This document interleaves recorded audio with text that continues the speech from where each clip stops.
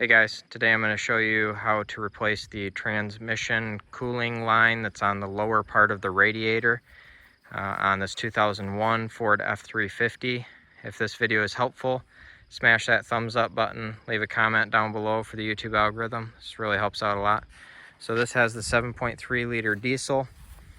I've already got the line out pretty much.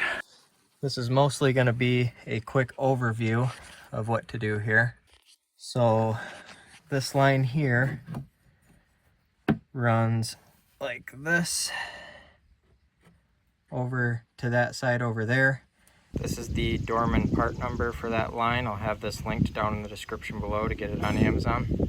And I cut this piece off right here, which goes up and hooks onto that rubber line that is hanging down right there. So it's just got a clamp on that end right there that you take off, and you can pull that rubber hose off. And then what I did is just cut with a pipe cutter or some snips or whatever you can, cut this steel line right here.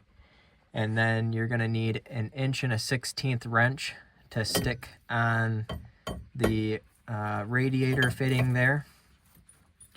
And then if you're worried about stripping stuff out or anything like that, get a 6-point socket to stick on here. But my open end, or my wrench here, did just fine with a 12-point open end.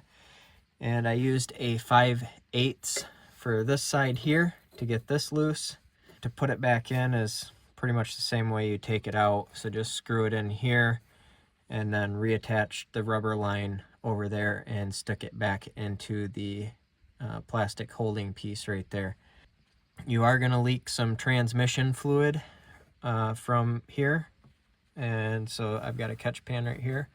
But that's pretty much all there is to this job. I'll have a new hard line linked down in the description below where you can get one on Amazon if you so choose.